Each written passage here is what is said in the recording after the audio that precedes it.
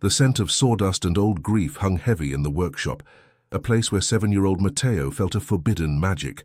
He sat on the cold concrete floor, a small figure lost among the looming shadows of saws and sanders. In his tiny hands, he clutched one of his grandfather's most prized carving tools, its worn wooden handle smooth against his skin. He wasn't damaging it. He was giving it a purpose beyond its silent, dusty rest. With intense focus, he scraped away at a small block of pine, trying to coax the shape of a bird from the wood. It was a secret act of creation in a house that only valued destruction and repair.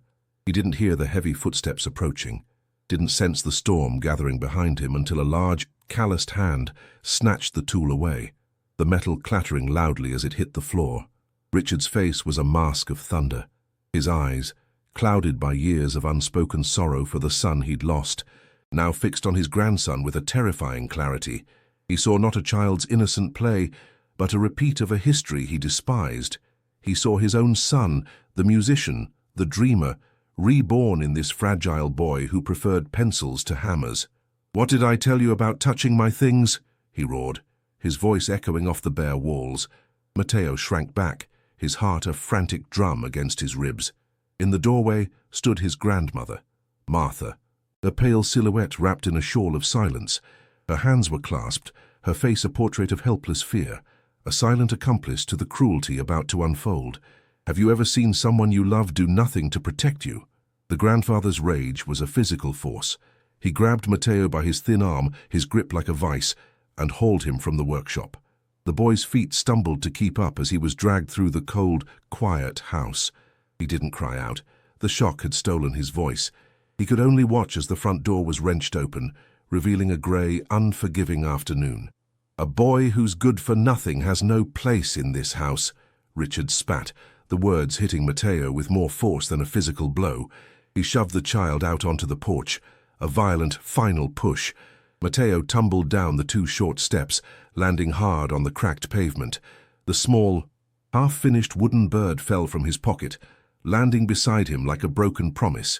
Then came the sound that would echo in his nightmares for years, the solid, definitive slam of the heavy oak door, the click of the lock turning. Silence. Matteo scrambled to his feet, his palms scraped and bleeding, and stared at the door. It was just wood and paint, but it had become a fortress, an impassable wall between him and the only family he had left. The world, which had once been the size of his grandfather's house, suddenly expanded into an infinite, terrifying emptiness. The wind whipped at his thin sweater, a cold that seeped not just into his skin, but into his very soul. He was a tiny ship cast adrift in a vast, indifferent ocean, with no land in sight. He stood there for what felt like an eternity, his small chest heaving with silent sobs. The words, "good for nothing," circled in his mind, a poison seeping into his 7-year-old heart. He looked down at his own small hands, wondering what was so wrong with them. He wasn't strong like his grandfather. He couldn't build things. All he could do was draw sad little figures on scraps of paper and try to carve birds from discarded wood. He just wanted to be loved, to be seen, to belong somewhere. Was that too much to ask? Behind that closed door, Richard did not feel victory. He felt a hollow, echoing calm. He stood with his broad back pressed against the wood, as if to hold back the world he had just banished. In his mind, he hadn't thrown out a 7-year-old boy. He had exorcised a ghost, the ghost of his son, Daniel, whose gentle hands preferred the neck of a guitar to the handle of a hammer. That same sensitivity, that same useless preoccupation with creating delicate things from nothing, had reappeared in Matteo. Richard saw it not as a gift, but as a hereditary disease, a weakness that had, in his mind, led his own son to ruin. He believed this act of cruelty was a form of medicine, a brutal surgery to save the boy from a fate he couldn't bear to witness a second time. Richard's entire life was built on the principle of utility. He was a man who measured his worth in solid, tangible things, houses framed, cabinets joined, roofs that withstood the fiercest storms. His hands were a testament to a life of labor, calloused and scarred, but capable. Daniel had been a profound disappointment, a son who spoke a language of chords and melodies that Richard could not, and would not, understand. He saw the artist's life as one of poverty and instability, a flight from the real work of being a man. The arguments had been constant, a bitter war of attrition that left both father and son wounded. Now, in Matteo, he saw not his grandson, but his son's final, defiant ghost, and he was determined to win the war he had already lost. In the hallway, Martha stood frozen, a statue carved from fear. Her hands were clenched in the folds of her apron, knuckles white. She was not a monster. She was a woman who had spent 50 years learning the geography of her husband's anger and the art of making herself small to avoid its storms. Her silence was not consent, but a lifelong reflex of self-preservation. A part of her screamed to run, to snatch the boy back from the cold, but the fear of Richard was an older, more powerful force. It was the same silence that had watched Daniel pack his guitar and leave home at 18. The same silence that had swallowed the words, "I love you," 1,000 times. Her inaction was a cage built from decades of quiet compromises, and now another soul was lost because of it. The accident that took Daniel and his wife had been a cruel, random tragedy, but in Richard's grief-shattered mind, it became a validation. It was proof that a life spent chasing dreams on dimly lit stages was fragile, irresponsible, and ultimately fatal. He clung to this distorted logic because it was the only way to make sense of the senseless. It was easier to blame his son's choices than to face the crushing randomness of death. When he saw Matteo in the workshop, so much like Daniel, carving a bird with a tool meant for building, he didn't see a child playing. He saw the beginning of the end all over again. He was not just a grandfather. He was a man desperately trying to rewrite history, even if it meant destroying the present. The silence that fell upon the house after the door slammed was different. It wasn't the peaceful quiet of an evening's rest. It was the dead, suffocating silence of a tomb. Richard finally moved away from the door and walked to his workshop. But the scent of sawdust now seemed like dust from a grave. He picked up a hammer, its weight familiar, but his purpose was gone. He had silenced the ghost, but the house was now haunted by something far worse, what he had done. Martha watched him go, the space between them filled with a terrible, unspoken knowledge. They had taken in the last piece of their son, and in their fear and bitterness, they had broken it. They were alone now, truly alone, locked in a prison of their own making. From that day on, the house became a museum of regret. Richard spent his days sanding wood that would never be assembled, creating a fine dust that settled on everything, a pale shroud over their lives. He had proven his point, that strength was all that mattered, but his victory felt like ash in his mouth. Martha would find Matteo's small, forgotten drawings tucked into books or under cushions, each one a tiny paper cut to her soul. They never spoke of the boy. His name became the most forbidden of words. They had cut him out of their lives, believing they were cutting away the pain of the past, but instead, they had only severed their own connection to the future. Have you ever seen someone destroy their own heart, just to prove they were right? The first night was a lesson in how the world could shrink and expand all at once. The alley he found was a narrow crack between two brick buildings, a space so small it felt like a coffin, yet the city around it was a monstrous, breathing entity of endless noise and shadow. Every distant siren, every shout, every rattle of a garbage can lid was a predator stalking him in the dark. The cold was a living thing, a predator of a different kind. It slithered through the thin fabric of his sweater, wrapped its icy fingers around his ribs, and squeezed until his teeth chattered uncontrollably. Hunger was a hollow ache that grew into a sharp, twisting pain. He curled into a ball, pulling his knees to his chest, trying to remember the feeling of a blanket, the memory of warmth, already a distant, fading dream. He was an island of forgotten flesh in a sea of concrete. The dawn brought no relief, only a harsh, grey light that exposed his shame to the world. He watched people walk by, their faces closed, their steps purposeful. They were heading to warm places, to lives he could no longer imagine. He was invisible, a piece of urban debris no more significant than a discarded newspaper. The hunger had become a desperate, primal urge, silencing every other thought. He saw a half-eaten sandwich in an overflowing trash bin, and for a moment he hesitated. The memory of his grandmother's clean kitchen a painful ghost, but the gnawing in his stomach was stronger than any memory. He snatched it, his small hands trembling. And ate it in the shadows, the taste of shame and survival mingling on his tongue. He was no longer a boy. He was a creature learning the brutal rules of a new existence. That night, the dream came for the first time. It was always the same.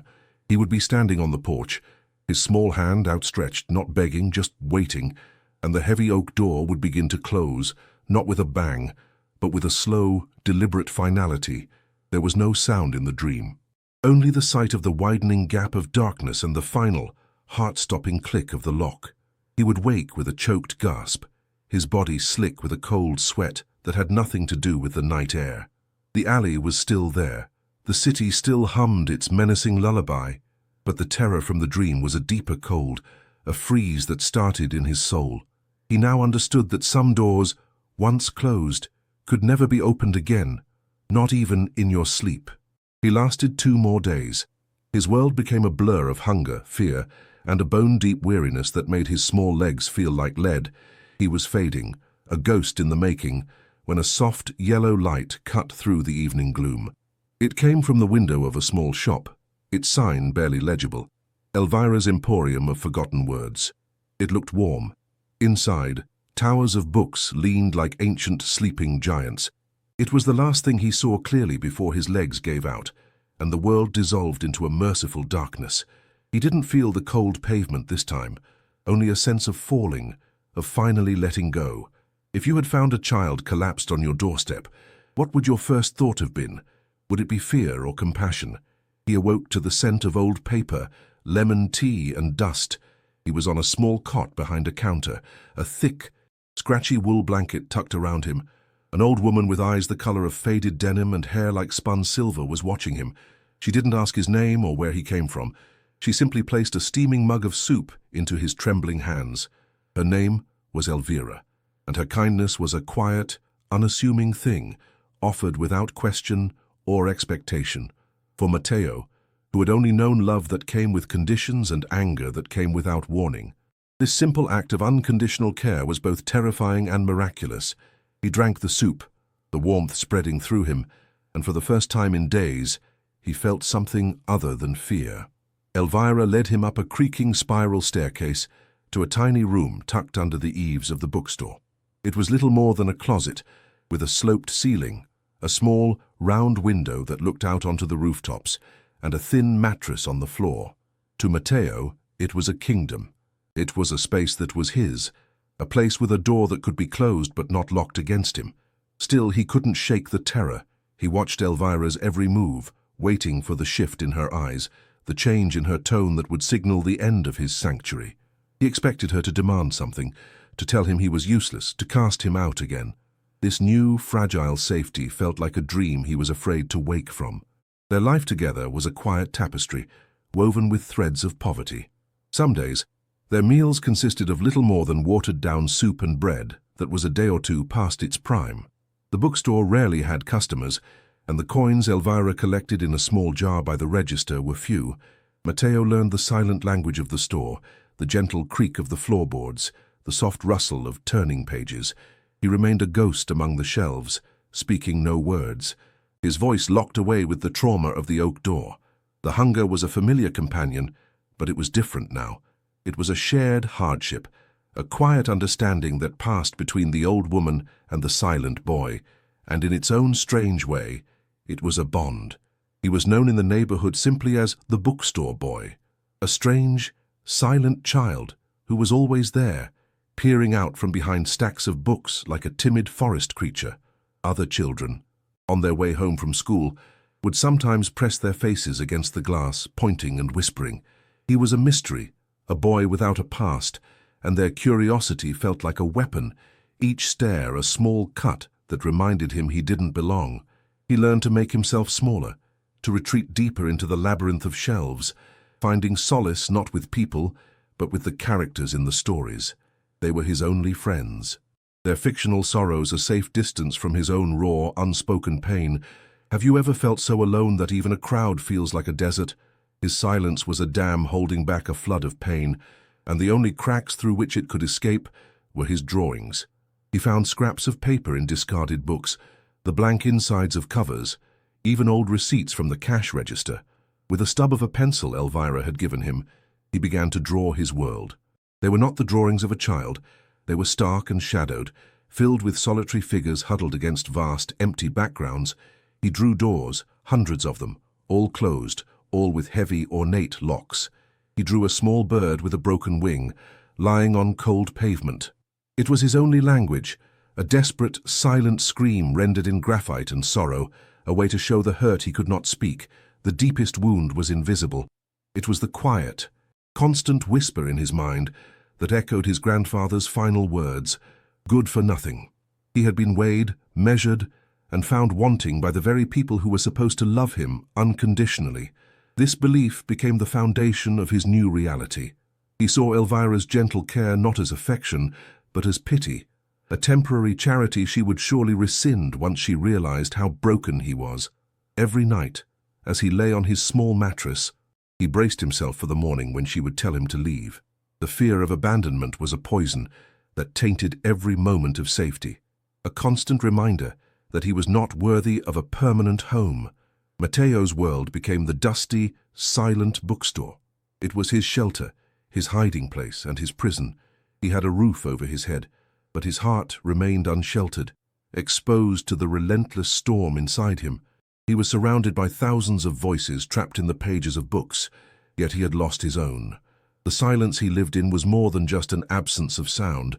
It was a physical weight, a heavy cloak of shame, grief, and the profound, crushing knowledge that when the door had slammed shut, no one on the inside had tried to open it for him. He was safe, he was fed, but the boy who loved to carve birds from wood had been left behind on that porch, frozen in time. Elvira watched him for weeks, a small ghost who haunted the aisles of her store. His only language the frantic scratching of a pencil stub on the back of old receipts.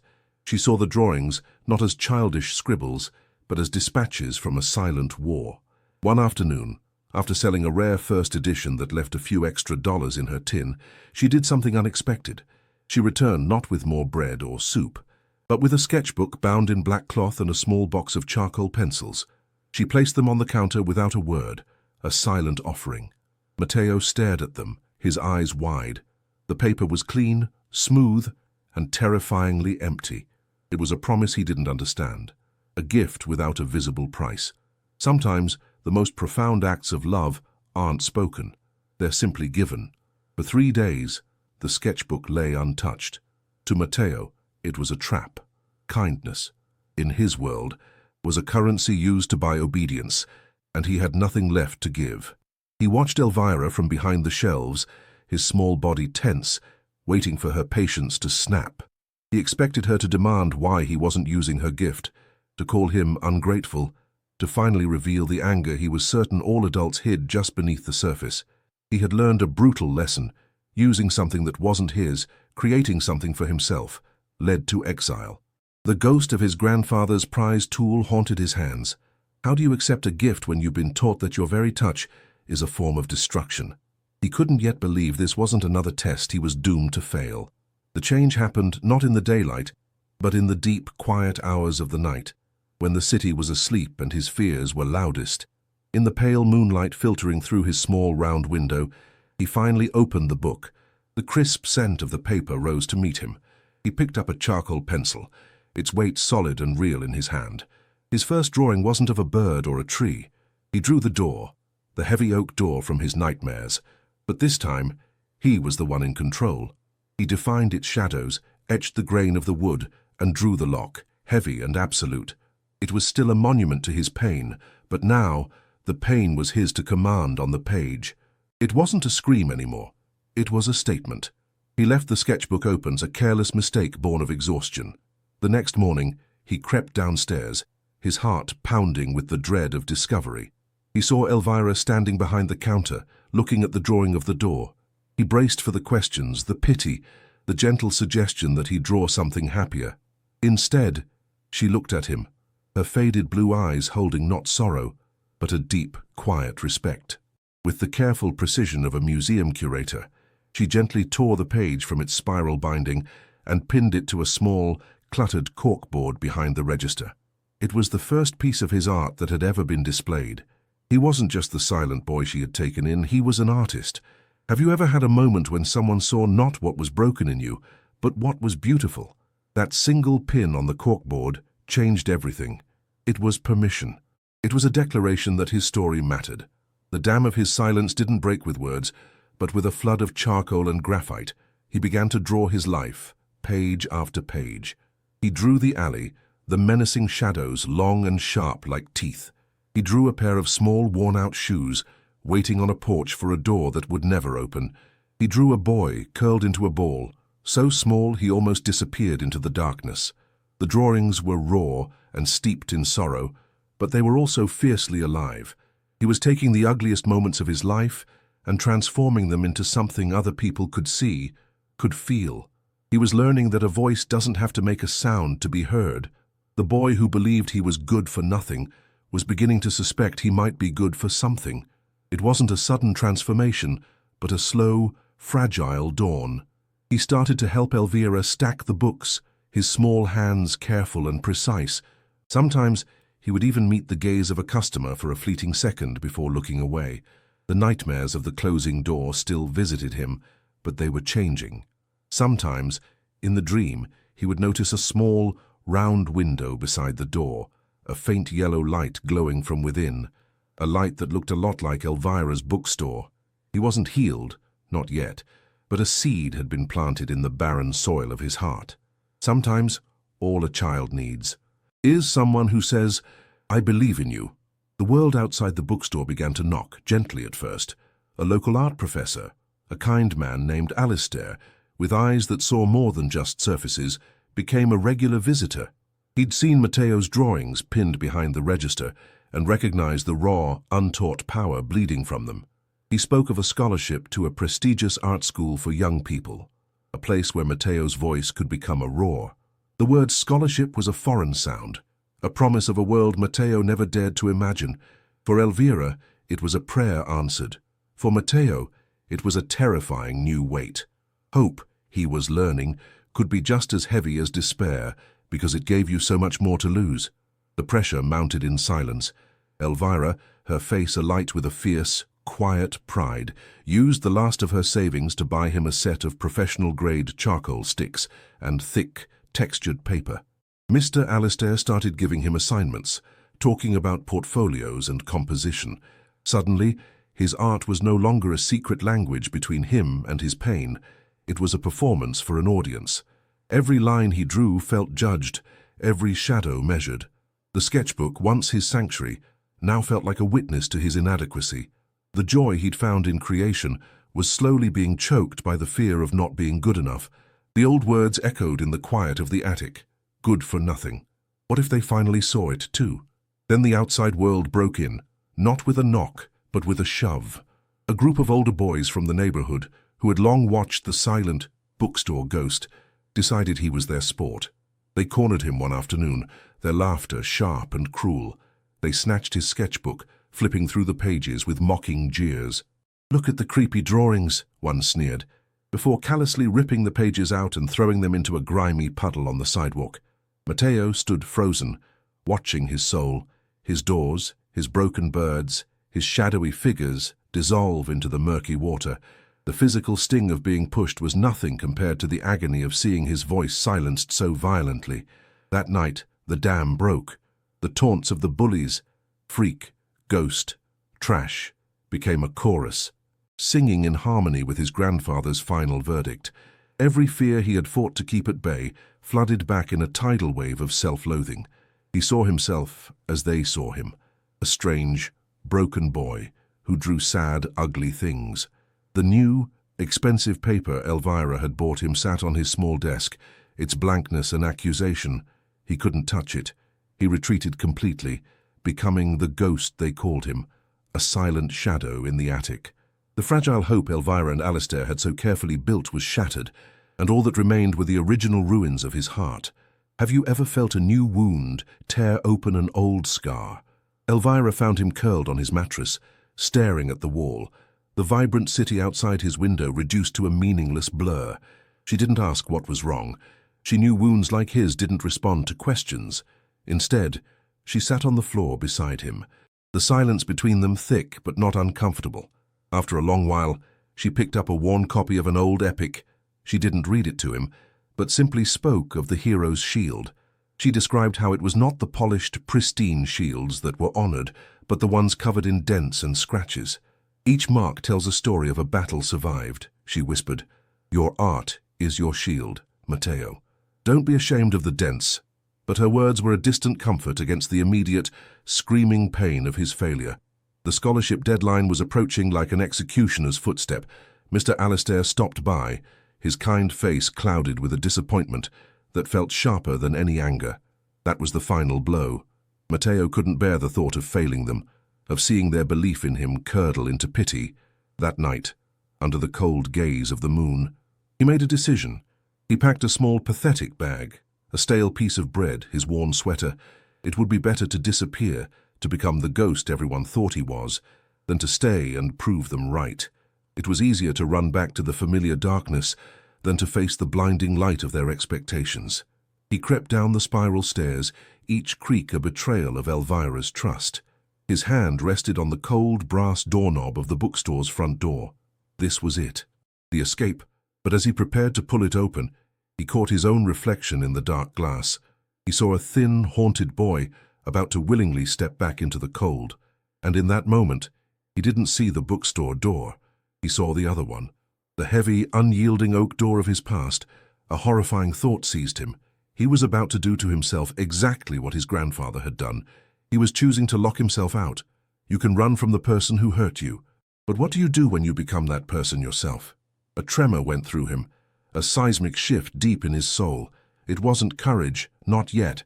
It was rage, a pure, cold fury at the bullies, at his grandfather, and most of all, at the terrified boy in the reflection who was about to surrender. He was not that helpless child on the porch anymore. He had survived. He had a shield, dented and scarred as it was, and he had a weapon, a stick of charcoal. He let go of the doorknob, the decision solidifying in his bones. He turned his back on the street and walked back up the stairs, not to his bed, but to the blank, accusing paper. He would not run. He would fight. He drew through the entire night, fueled by a frantic, desperate energy. This was not for the scholarship. This was for his life. He didn't draw the pretty landscapes Mr. Alistair had suggested. He drew the ugly truth. He drew the sneering faces of the boys, their mouths twisted into monstrous shapes.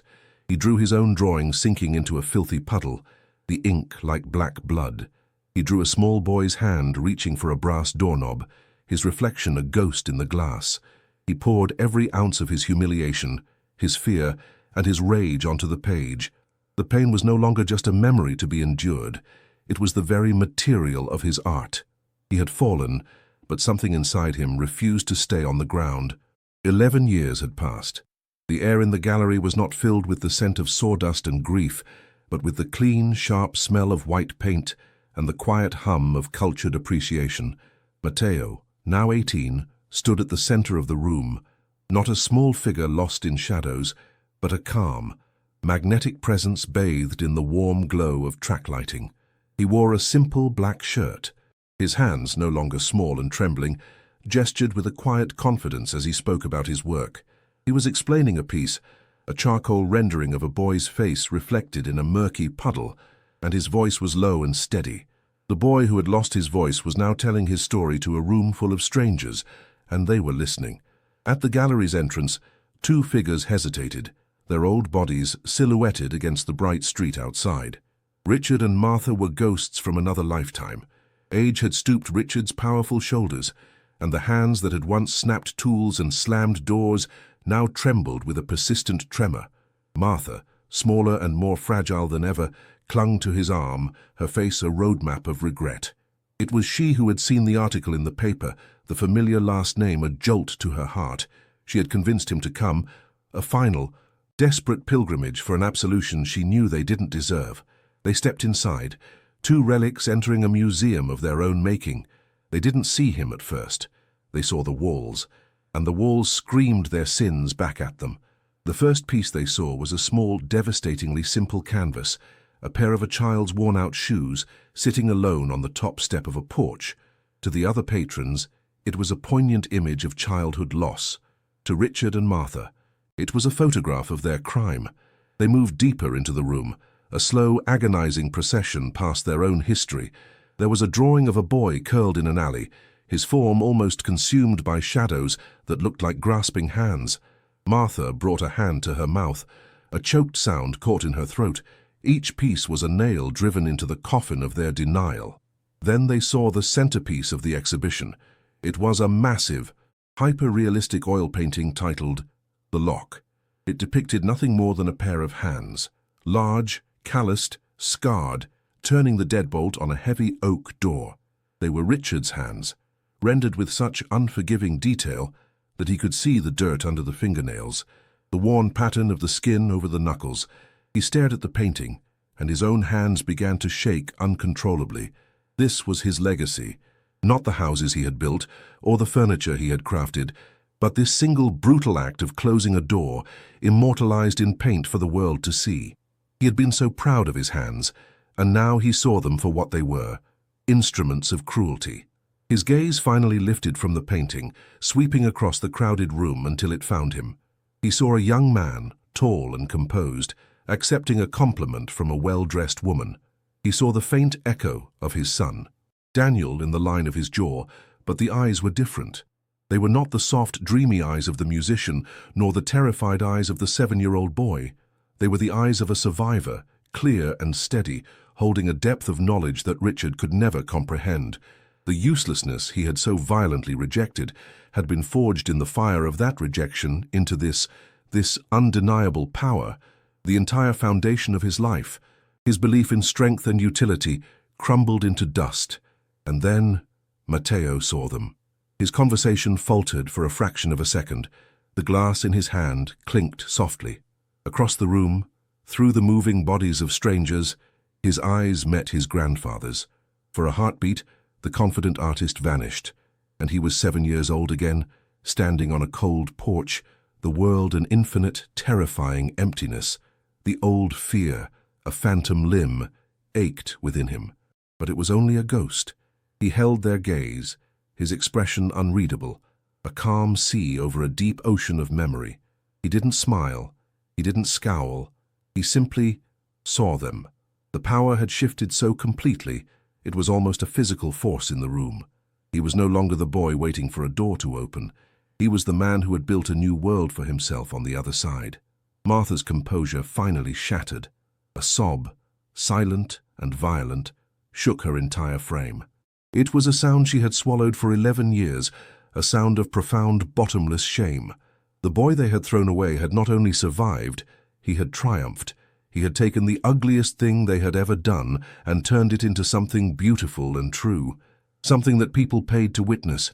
Her silence had been her sin, a passive cruelty that had allowed this to happen. Now, in the face of his strength, her silence was her punishment, for there were no words in any language that could ever bridge the chasm they had created. She hid her face in her hands, her frail body trembling with the weight of it all. Matteo watched them for another long moment. He saw the collapsed ruin of the man who had called him worthless. He saw the weeping woman whose fear had cost him everything. He could have walked over, he could have screamed, or cried, or offered a forgiveness they hadn't earned. But he did none of those things. He gave a slight, almost imperceptible nod, not of forgiveness, but of acknowledgement, an acknowledgement that they were a part of his story, the dark soil from which he had grown. Then he deliberately turned his back on them, returning his attention to the woman beside him, his voice calm as he began to speak again. He was choosing his present. He was choosing his life. Would you have had the strength to do the same? They left the gallery as they had arrived, as ghosts. Richard leaned heavily on Martha, his face ashen, the tremor in his hands now a violent shudder. He looked like a man who had just seen his own obituary. They stepped out of the warm light of the gallery and into the encroaching darkness of the evening, disappearing into the city that had once tried to swallow their grandson. Inside, Matteo stood surrounded by his truth, his scars transformed into art, his silence now a roar that filled the room. He had been rejected by the family that should have loved him, but he had been found by a world that saw his worth. What is the true meaning of family? Is it the blood you share, Or the people who see the light in you when all you feel is darkness? The gallery slowly emptied, the polite applause and murmurs of praise fading into a respectful quiet. Matteo stood alone among his creations, the silence now a comfortable blanket, not a suffocating void. He didn't feel the thrill of victory or the bitter satisfaction of revenge. He felt only a profound, quiet stillness, as if a storm that had raged inside him for 11 years had finally passed. The ghosts of Richard and Martha were gone, not vanquished, but simply rendered powerless. He realized he hadn't created this art for them. He hadn't painted his pain to accuse them, but to reclaim it. Their judgment, their apology, their presence. It was all irrelevant. The validation he had craved his entire life wasn't theirs to give. He had already given it to himself, stroke by stroke, on each of these canvases. Years later, the scent of charcoal and turpentine filled a different kind of room, a brightly lit classroom at a community center. Matteo, his hands now dusted with color, moved between tables of children, their faces a mixture of concentration and frustration. He didn't teach them how to draw perfect lines, he taught them how to draw their feelings. In the corner, a small girl with haunted eyes sat staring at a blank page, her pencil untouched. Matteo didn't push. He simply pulled up a chair beside her and began to sketch on his own pad, drawing a small locked door. After a moment, the girl picked up her pencil and, with a trembling hand, drew a tiny key. He had become Elvira. He was now the keeper of forgotten words, offering paper and a pencil as a lifeline to children adrift in their own silent seas. The house on the old street remained, but it was no longer a home. It was a tomb, suffocating under the weight of unspoken regret. Richard spent his final years in his workshop. Surrounded by tools he no longer had the strength or the will to use. He would sit for hours, staring at his own trembling, empty hands, the hands from the painting, seeing them not as instruments of creation, but of destruction. Martha would move through the silent rooms like a shadow, dusting furniture that no one ever used, her life a long, quiet penance. They never spoke of the gallery, never spoke of the boy.